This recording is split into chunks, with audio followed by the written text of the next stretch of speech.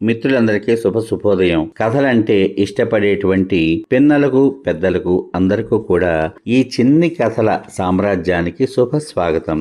ఈ రోజు మనం శ్రీ కల్లూరి రాఘవేంద్రరావు తాతయ్య గారు రచించినటువంటి స్వర్గానికి దుప్పట్లు అనేటువంటి కథల సంపుటి నుంచి స్వర్గానికి దుప్పట్లు అనేటువంటి చిన్ని కథల సంపుటి నుంచి భూదేవి శాపం అనే 4వ కథ విందాం. కథలోకి మీ అందరికీ స్వాగతం.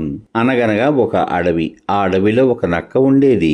అది వర్షాకాలంలో అతిగా ఎండ్రకాయలు తింది. దాంతో దానికి విపరీతమైన కడుపు నొప్పి వచ్చింది. ఆ నొప్పికి తట్టుకోలేక నక్క నేల మీద పడి పొర్లింది. గట్టిగా కేకలు పెట్టింది. నక్క ఊళ్ళకు ఆ అడవిలోని చిన్న చిన్న జంతువులన్నీ భయపడి దాని చుట్టూ చేరాయి. నక్క వాటి ముందు తన గోడు చెప్పుకుని ఏడ్చింది. దానికి చెవులు పిల్లి ఇలా అంది, నక్క బావా, నీ కడుపు నొప్పి పోవాలంటే సొంటి కషాయం 3 పూటలా తాగాలి అని చెప్పింది. అది ఎక్కడ దొరుకుతుందో అది కూడా చెప్పు అంటూ నక్క నొప్పికి తట్టుకోలేక విసుక్కుంటూ అడిగింది. అదేం భాగ్యం, పట్నంలో ఏ కొట్లో అయినా సొంటి కొమ్ము దొరుకుతుంది, దాంతో కషాయం చేసుకుని తాగితే సరి అంది చెవులు పిల్లి. పట్నం వెళ్తే మనుషులు నన్ను బతకనిస్తారా అంది నక్క భయంతో. నువ్వేం పట్నం పోవద్దు. ఓ వర్తకుడు ఈ అడవి గుండా పక్క ఊరికి సరుకులు అమ్మడానికి రోజు వెళ్తాడు. అతని దగ్గర దొరుకుతుంది. వాణ్ణి నెలేసి అడిగితే సరి అంది ఓ కోతి. అవునవును అంటూ జంతువులన్నీ వంత పాడి వెళ్ళిపోయాయి. నక్క ఆ వర్తకుడు ఎప్పుడు వస్తాడా అని ఎదురు చూస్తూ కూర్చుంది. ఇంతలో ఓ ఒంటెద్దు బండి ఆ త్రోవలో రానే వచ్చింది. నక్క బండికి ఎదురుకుండా వెళ్ళి, సుబ్బయ్య, నాకు కడుపు నొప్పిగా ఉంది, కొంచెం సొంటి కొమ్ము ఇవ్వవు, కషాయం కాచుకుని తాగుతాను అంటూ ప్రాధేయపడింది. అందుకు సుబ్బయ్య, అయితే ఓ రూపాయి ఇస్తావా అన్నాడు.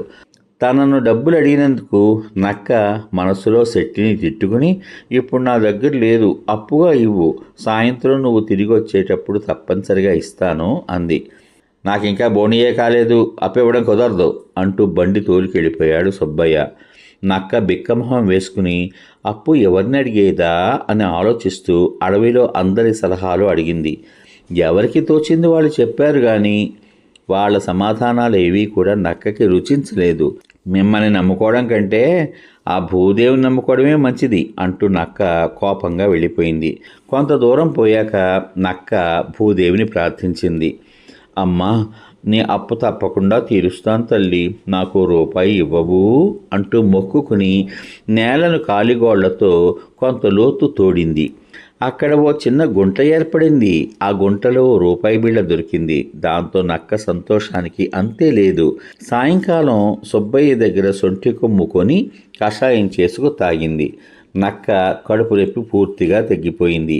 ఇలా ఓ వారం గడిచింది. ఓనాడు భూదేవి తన అప్పు తీర్చమని నక్కను అడిగింది. అందుకు నక్క ఇదిగో అంటూ కాలహరణం చేయడం మొదలెట్టింది. ఇలా అయితే సాధ్యం కాదని భూదేవి నక్కను ఎప్పుడు పడితే అప్పుడు ఎక్కడ పడితే అక్కడ అప్పు తీర్చమని అడగడం మొదలుపెట్టింది. అబ్బో, ఈ మహాతల్లితో చాలా కష్టం వచ్చి పడిందే, బోడి రూపాయి అప్పిచ్చినందుకు ఇన్నిసార్లు అడగాలా అంటూ నక్క మనసులో గొణుక్కోసాగింది.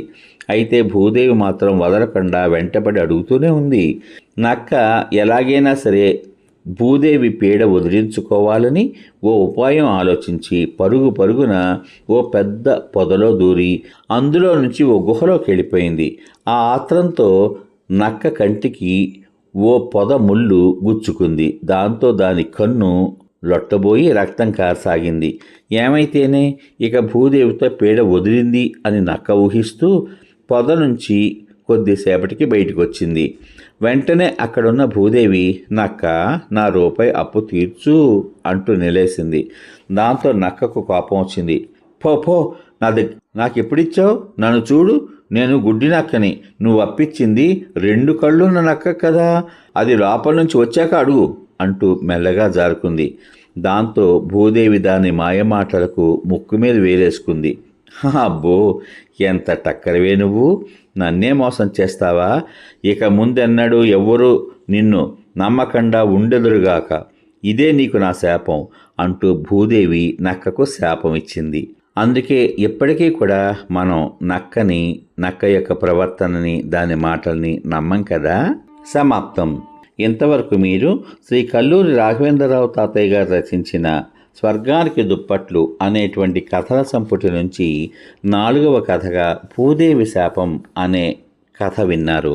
చూసారా, ఎవరి దగ్గరైనా మనం అప్పు తీసుకుని మాట నిలబెట్టుకోకపోతే మనం నమ్మకం కోల్పోతాం. ఆ నమ్మకాన్ని జీవితంలో కోల్పోయిన తర్వాత మనని ఎవ్వరూ ఎప్పుడూ నమ్మరు.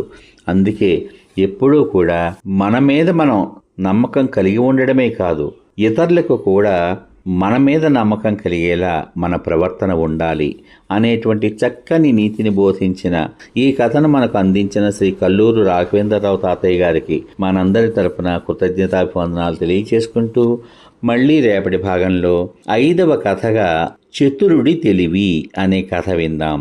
ఈ కథ కనుక మీకు నచ్చినట్లయితే మీ బంధువులకు, మిత్రులకు, స్నేహితులకు అందరికీ షేర్ చేయండి. 10 మందికి ఈ కథలోని మంచి నీతిని అందించే ప్రయత్నం చేయండి. అంతవరకు సర్వే జనా సుఖినో భవంతు. శుభమస్తు. స్వస్తి.